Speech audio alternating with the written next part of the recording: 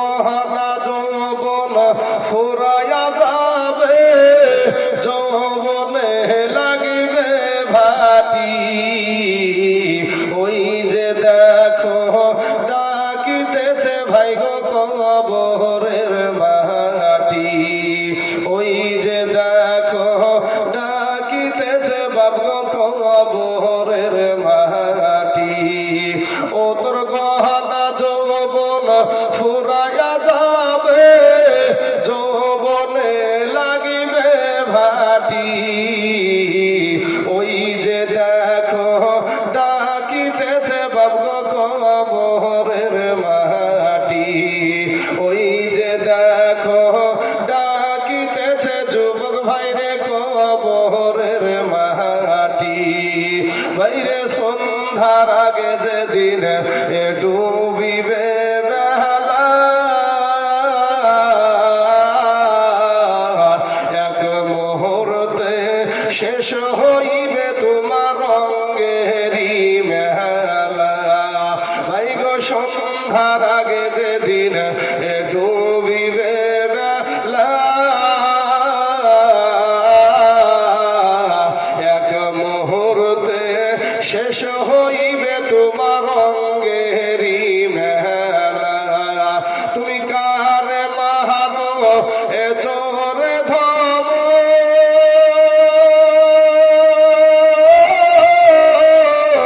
কার মাথায় ভাঙিবা লাঠি বাবা, কারে মাহানো জোরে ধম, কার মাথায় ভাঙিবা লাঠি।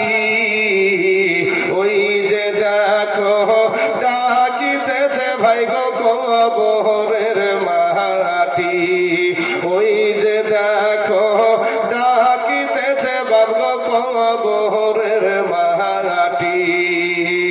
ঘুইরা মর তুমি এই মায়ারি পিছে, এত আশা ভালোবাসা সবই যে মিছে। ওরে ঘুইরা মর তুমি এই মায়ারি পিছে, এত আশা ভালোবাসা সবই যে মিছে। কোনদিন জানি আইসা পড়ে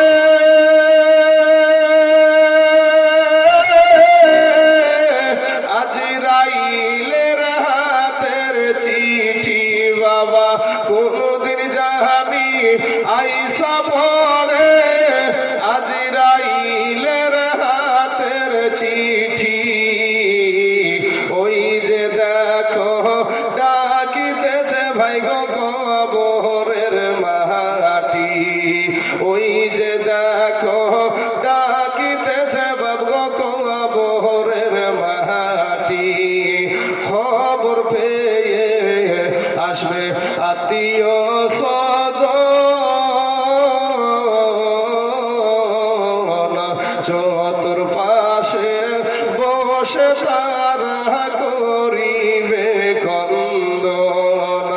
মনের মতো সাজায়া দিবে কি সুন্দর পরিপাটি। ওই যে দেখো ডাকিতেছে ভাই গো কবরের মাটি। ওই যে দেখো ডাকিতেছে বাপ গো কবরের মাটি। আল্লাহুম্মা সাল্লি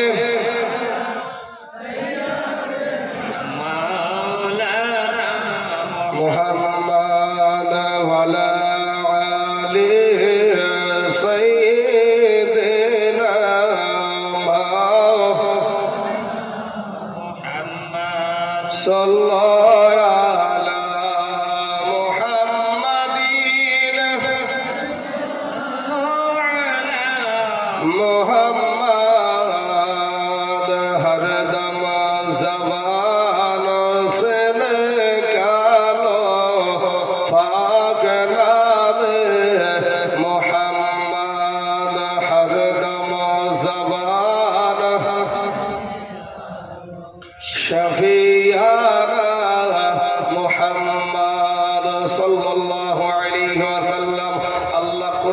বলছেন খুলিকাল ইনসানু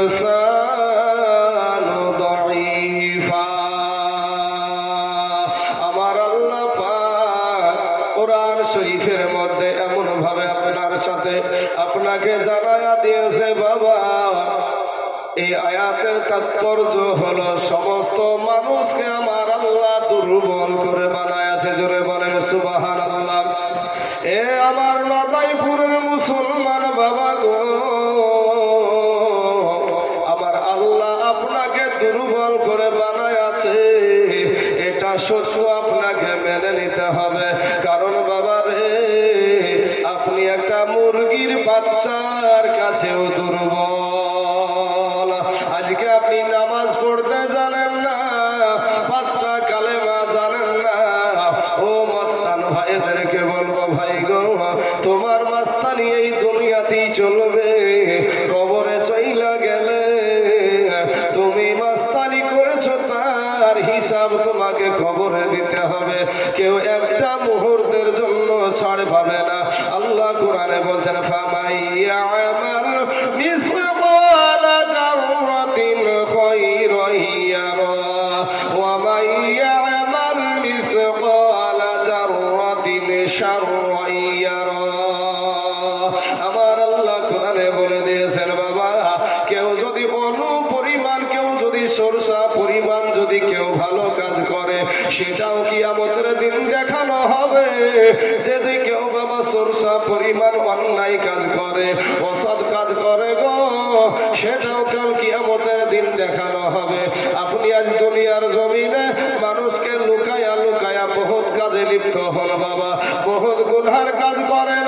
ও মুসলমান, এটা মানুষের কাছে কোনো খবর না থাকতে পারে, কিন্তু আমার আল্লাহর কাছ থেকে তুমি কোনো জিনিস গোপন করতে পারবা না।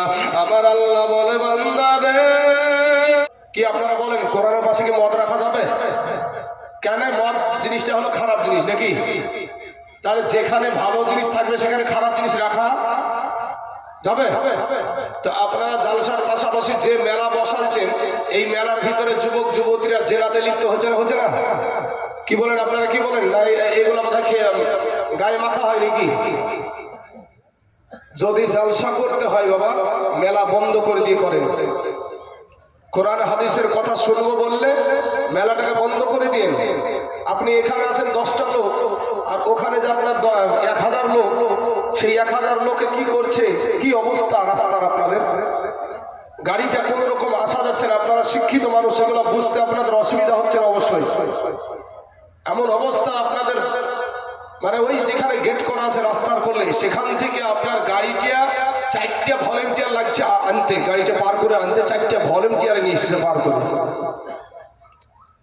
শুধু আপনাদের এই জায়গাতে যে এই জিনিসটা তা না ভাই, আমাদের যেখানে জলসাতে যাচ্ছে বেশির অংশ জলসাতে এইভাবে মেলা বসানো হচ্ছে। এই মেলা তে বহুত রকমের গুনহার কাজ হয় ভাই। আপনাদেরকে আমার কষ্ট দেওয়ার উদ্দেশ্য না, আমি ওয়াজে কেউ কষ্ট পাক আমার কথাতে, এটা আমার আদর্শ নয়। আপনারা সকলেই আমার কালেমার ভাই, কেউ আমার এখানে দুশমন না, সকলেই আমার কালেমার ভাই। গত বছর আপনাদের এখানে এসেছিলাম, আপনাদের ব্যবহারে, কমিটির ব্যবহারে ভালো লেগেছে, তাই আবারও এবার এখানে দাওয়াত নিয়েছি। যদি খারাপ লাগতো আসতাম না। তো আপনাদেরকে এতটুকু অনুরোধ করব, কমিটির ভাইদেরকে অনুরোধ করছি যে ভাই জলসা করলে এরকম জলসা করিয়েন না ভাই। আপনি 10টা লোককে এখানে বসাচ্ছেন, আর 10,000 লোককে আপনি রাস্তাতে মেলা করে দিয়েছেন তাদেরকে আড্ডা মারার জন্য। ভাই এইটা ইসলামের আদর্শ নয়, নবীর আদর্শ নয় ভাই। নবীর আদর্শই আদর্শিত হতে হবে, নবীর আদর্শই আদর্শিত হতে হবে। কোরআন হাদিস শুনলেন, শোনার পরে ভাই এখানে ঝেড়ে রেখে দিয়ে চলে গেলেন, তারপরে নামাজ পড়লেন না, সেই মোতাবেক আমল করলেন না। শোনার নাম কি হলো ভাই? শোনার নাম ঈমান নয়, মানার নাম হলো ঈমান। জোরে বলেন সুবহানাল্লাহ।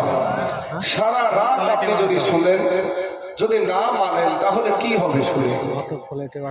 আজ আপনাদের সন্তান নামাজ জানে না, আপনার সন্তান রুকুতে যে কি বলতে হয় সেটা জানে না, আপনার সন্তান সেজদায় গিয়ে কি বলতে হয় এটা জানে না, আপনার সন্তান আমাদের দয়ার নবীর নামটা কি এটা জানে না। অথচ বাবা আপনি সেটার দিকে প্রাধান্য দিচ্ছেন, সেটার দিকে আপনার ব্রেনটাকে দিচ্ছেন যে ওটাও ঠিক, ওটাও দরকার আছে। বাবা যদি ওটাও দরকার আছে যদি ভাবেন, তাহলে ইমাম হোসাইনের দিকে তাকান তো। আপনারা তো সকলেই সুন্নি মুসলমান, আর তাছাড়া যোগ্যতম ইমাম আপনারা এবার পেয়েছেন। আপনারা কিন্তু ইমাম সাহেব যাকে পেয়েছেন যোগ্যতম একটা ইমাম পেয়েছেন। তো সেই ইমাম সাহেব কি জিজ্ঞাসা করবেন? আমি যে কথাগুলোর বিরোধিতা করলাম, যে কাজগুলোর বিরোধিতা করলাম, আপনার ইমাম কি জিজ্ঞেস করেন? একটা যোগ্যতম একটা ইমাম আপনারা পেয়েছেন। তো সম্মানিত আমার বাবাজি, আমার ভাই জানেরা, আপনার সন্তানকে সুশিক্ষায় শিক্ষিত করেন। আমি বলছি না যে আপনি শুধু আমাদের মতন হুজুর বানান, এটা আমি বলছি না ভাই, এটা বলছি না। একটা মুসলমানের ছেলে মাস্টার হবে, ডাক্তার হবে, ইঞ্জিনিয়ার হবে, প্রফেসর হবে, উকিল হবে, জজ হবে, ব্যারিস্টার হবে, এটা একটা মুসলমানদের গর্বের বিষয়, এটা মুসলমানদের গর্বের বিষয়। কিন্তু যে শিক্ষায় শিক্ষা করছো ভাই, তুমি করো, কিন্তু বেয়াদব হয়েও না, বেয়াদব হয়েও না। সম্মানিত আমার বাবাজি, আমার ভাই জানেরা, আজকে আপনি মারা যান বা আপনার বিবি মারা যাক, আপনার সন্তান যে কবরে নেমে কবরে নামানোর দোয়ার কাজে পড়বে, সেই শিক্ষাটুকু আপনার সন্তান ভিতরে নাই। আপনি যে আপনাকে যে নামাচ্ছে, সেও কিন্তু একজন অন্য জনকে দিয়ে নামাচ্ছে। নিজের সন্তান নামানোর মতন, কবরে নামানোর মতন যোগ্যতা নাই, অন্য একটা মানুষকে দিয়ে কবরে আপনাকে নামাচ্ছে। তাহলে বাবাজি শেষ বিদায়ে মুখের কাফুনটা যখন সরিয়ে পশ্চিম দিকে মুখটা ঘোরাবে, সেই টাইমে অন্য একটা মানুষও দেখে নিজের সন্তানে দেখতে পাই না। ভাই কিছু না হলে আপনার সন্তানটাকে কোরআন শিক্ষা দেন, নবীর আদর্শ শিক্ষা দেন। নবীর আদর্শ যদি শিক্ষা দেন, আপনার সন্তান কোনোদিন আপনাকে উঁচা কথা বলবে না। আবার নবীর আদর্শ এগুলা নাই। আপনি কিভাবে ভাত খাবেন তাতে নবীজির আদর্শ আছে, আপনি কিভাবে বাথরুমে যাবেন তাতে নবীজির আদর্শ আছে, আপনি কেমন পোশাক পরবেন তাতে নবীজির আদর্শ আছে, আপনার বাবা মায়ের সাথে কেমন ব্যবহার করবেন তাতে নবীজির আদর্শ আছে, বাবা মা কিভাবে সন্তানের সঙ্গে আদর্শ ব্যবহার করবে তাতে নবীজির আদর্শ আছে, আপনি দেশের মেম্বার হয়ে কেমন করে দেশ পরিচালনা করবেন তাতে নবীজির আদর্শ আছে। শুধু তাই না বাবা, মাথার চুল কাটবেন তাতেও নবীজির আদর্শ আছে। সুন্নাতি চুল কাটা আছে ভাই, কিন্তু আপনার ঘরের সন্তান সেলুনে যায়, সেলুনে যায় নাপিতকে বলছে, নাপিত ভাই আমাকে বান্দর কাট দেন, না হনুমান কাট দেন। মাথার ভিতরে টিকটিকিও বানাচ্ছে বাবা। বাবা মনে করছে আমার বেটা ঠিক আছে, বাবার আনন্দ, মায়ের আনন্দ, খুব স্টাইল করে ঘুরছে। কিন্তু ভাই রে, আমি আপনাদেরকে একটা কথা বলি, যে আমি তাইজুল ইসলাম দাড়িগুলা কেটে যদি টুপিটা রেখে দিয়ে যদি জিন্সের প্যান্ট পরে, টাইট শার্ট প্যান্ট পরে যদি রাস্তায় ঘুরে বেড়াই, কারো বাবার ক্ষমতা নেই আমাকে কিছু বলার। যেমন আপনাকে কিছু বলতে পারছি না, আপনাকে যদি ডাইরেক্ট বলি যে এই কথা, এই কাজ করেছো কেন, তখন বলবে আপনার বাপের টাকাতে করেছি নাকি, আপনার বাপের টাকায় করেছি, আমার বাপের টাকায় আমি করেছি, তো আপনার লাগছে কেন? এখনকার ছেলেদের বাবাজি বলতে একটু দ্বিধাবোধ হবে না। ছেলেরা যদি এখন ছেলেরা মুরব্বী মানুষদেরকে সম্মান দেওয়া ভুলে গিয়েছে। মুরব্বী বাবাজিদেরকে আমি বলবো, যুবক ভাইয়েরা, নৌজওয়ান তরুণেরা, যারা মুরব্বী বামদক্ষী মানুষ, তাদেরকে সম্মান করবা, ইজ্জত করবা, তাদের কাছ থেকে দোয়া নিবা, আলেম উলামা থেকে দোয়া নিও, ইমাম সাহেবের হাতে কিছু হাদিয়া দিয়ে দোয়া নিও, মা বাপের কাছে দোয়া নিও। তুমি জিরো থেকে আমার আল্লাহ তোমাকে হিরো বানায়া দিবে। জোরে বলেন সুবহানাল্লাহ। বাবাজি আমার সোনা মানিকেরা, আমাদের ভিতরে অনেকেই জালসা শুনতে হয়, শুনছি। আর একটা বিষয় হলো, যারা রাস্তায় ঘুরছে তারাও কিন্তু বলে এসেছে যে আমরা জালসা শুনতে যাচ্ছি। জালসা শোনার নাম করে এসে রাস্তায় বাবাজি ভণ্ডামি করে বেড়াচ্ছে, রাস্তায় ঘোরাঘুরি করছে। এই ছেলেগুলা বাড়িতে বলে এসেছে আমি জালসা শুনতে যাচ্ছি। সমস্ত পাপের মা হলো মিথ্যা কথা, সমস্ত পাপের মা হলো মিথ্যা কথা। এটা জালসা দ্বারায় আসছে, তাও সে মিথ্যা কথা। ওই ব্যক্তিটা এই কথা বলে বেরিয়ে এসেছে বাড়ি থেকে, ও তো এই কথাও বলতে পারে মা গো মসজিদে যাচ্ছি নামাজ পড়তে, নামাজ পড়ার নাম করে এসে দেখা যাবে যে অন্য জায়গাতে আড্ডা মারছে। ওদের জন্য এটা বাঁধবে না, ওই সমস্ত ছেলেদের জন্য এটা বাঁধবে না। সম্মানিত আমার বাবাজি ভাই, আমার যুবক ভাইয়েরা, আপনাদের যদি পা দুখানা আগায় এদের পায়ে হাত দিয়ে বলি ভাই গো মাস্তানি করিয়ে নিয়ে যৌবনের বাহাদুরি দেখায় না। এই যৌবন আজ আছে কাল থাকবে না।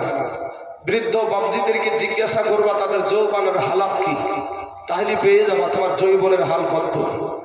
তুমি ভাবছো হয়তো যে আমি মরবো না। এই ঈদের মৌসুমে যারা রোজা করেনি এই ব্যক্তিরা ঈদের আনন্দ পালন করতে গিয়ে কতজন আছে রাস্তাতে লাশ হয়ে পড়ে থেকেছে ভাই। রোজা করেনি যারা রোজাদার ব্যক্তি, যারা আল্লাহকে খুশি করার জন্য রোজা রেখেছে, এই ব্যক্তিগুলা কোনোদিন ওইভাবে আপনার মোটরসাইকেল চালিয়ে 1 সেকেন্ড হবে না। এই যারা রোজা করেনি দেখছে যে রোজা করিনি, তো ও তো রোজা করেনি, ও বলছে ঈদের আনন্দ করছে। মা বাবা বলছে ঈদের দিন একটু বেড়াবি তো, আনন্দ ফুর্তি করবি তো, কিন্তু রমজান মাসে ওই বাপ মায়ে তার সন্তানকে রোজা করাতে পারেনি। আর যে রোজদার ব্যক্তি হবে সে সারা মাস রোজা রেখেছে, সাহারি থেকে নিয়ে সূর্য অস্ত পর্যন্ত, ইফতার পর্যন্ত ওই ব্যক্তিটা রোজা রেখেছে দুনিয়ার কাউকে খুশি করার জন্য নয়। একটা রোজাদার ব্যক্তি বাড়িতে দরজা লাগিয়ে দিয়ে ঘরের ভিতরে যদি খেয়ে নেয় কেউ দেখতে পাবে না, আবার টয়লেটের ভিতরে যদি খেয়ে নেয় তো কেউ দেখতে পাবে না ভাই। কিন্তু ওই ব্যক্তিটা খায় না, বিষয়টা কি? সারাটা দিন ও খেতে পারে, ফারিস্তা এসে কি একটা থাপ্পড় দিবে ভাই যে তুই এই বেটা রোজা আছিস, তুই খাচ্ছিস কেন? ফারিস্তা থাপ্পড় দিবে না। তারপরও খাই না, বিষয় কি? বিষয় হলো তাকওয়া। তাকওয়া মানে হলো আল্লাহর ভয়।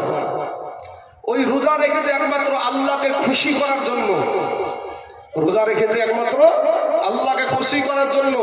আল্লাহ বলছেন যে আস-সাওমু লি, রোজা হলো আমার জন্য, রোজা আমার জন্য।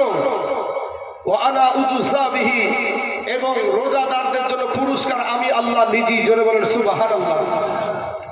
তাহলে এই রোজাদার ব্যক্তি ওই আল্লাহর দিদার পাওয়ার উদ্দেশ্যে রোজা করে।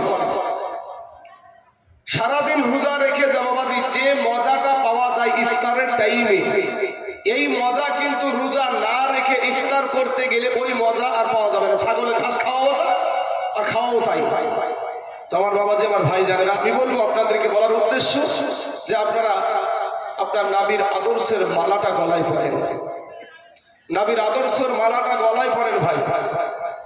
আজ আপনাদেরই পার্শ্ববর্তী জায়গা, আজ আপনি ভাবছেন আপনি হয়তো আজকে বহু পণ্ডিতি করেন, বহুত রকমের পণ্ডিতি করেন, আলেম ওলামাকে তাচ্ছিল্য করে কথা বলেন, কিন্তু এই আলেম সাহেবই আপনার বাবা মায়ের বিবাহ পড়াইছে।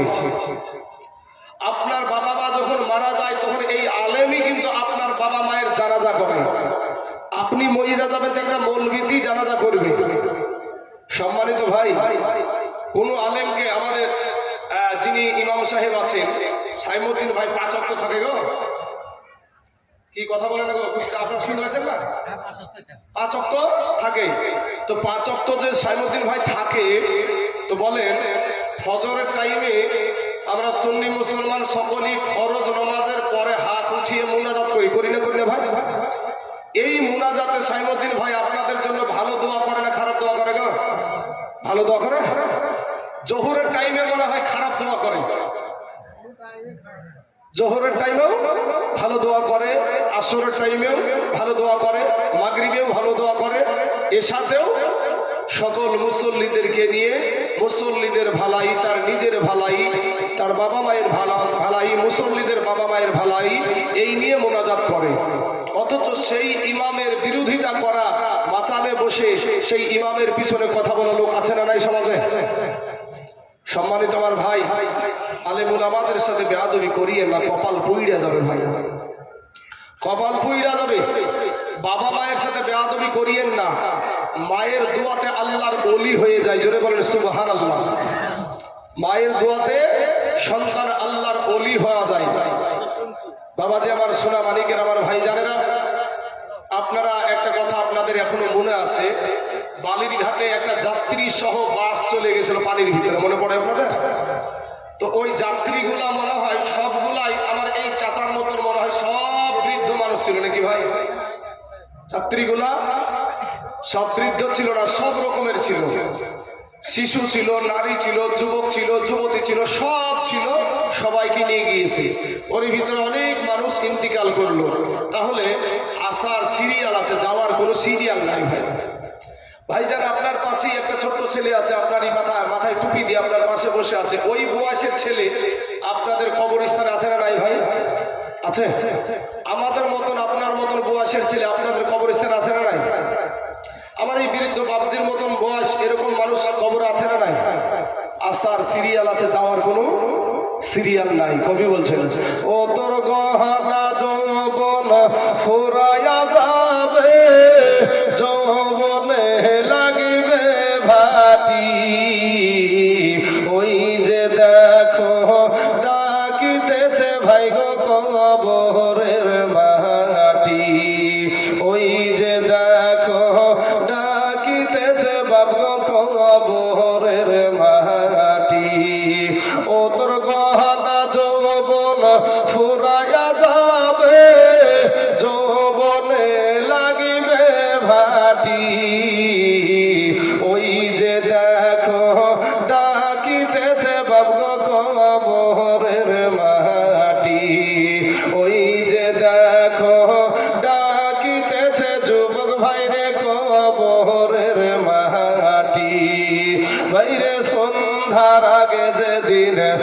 ডুবিবে বেলা,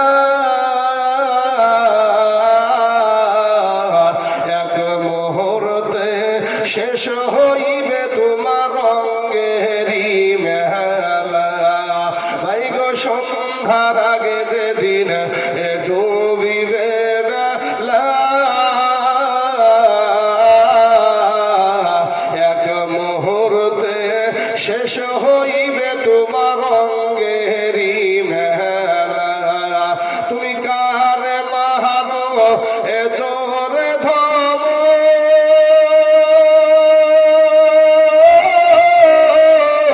কার মাথায় ভাঙিবা লাঠি, বাবা কারে মাহারো জোরে ধম, কার মাথায় ভাঙিবা লাঠি, ওই যে দেখো ডাকিতেছে ভাই গো কবরের মাটি, ওই যে দেখো ডাকিতেছে বাপ গো কবরের মাটি, ঘুইরা মর তুমি এই মায়ারি পিছে, এত আশা ভালোবাসা সবই যে মিছে, ওরে ঘুইরা মর তুমি এই মায়ারি পিছে, এত আশা ভালোবাসা সবই যে মিছে, কোনদিন জানি আইসা পড়ে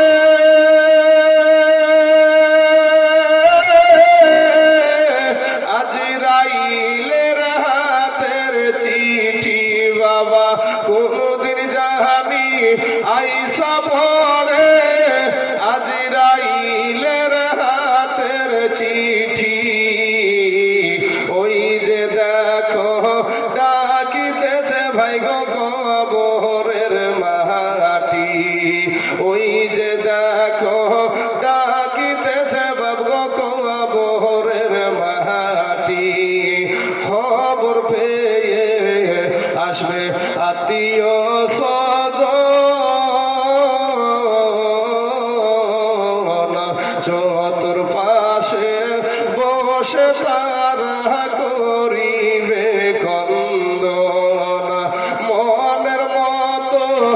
সাজায়া দিবে কি সুন্দর পরিপাটি। ওই যে দেখো ডাকিতেছে ভাই গো কবরের মাটি। ওই যে দেখো ডাকিতেছে বাপ গো কবরের মাটি। আল্লাহুম্মা সাল্লি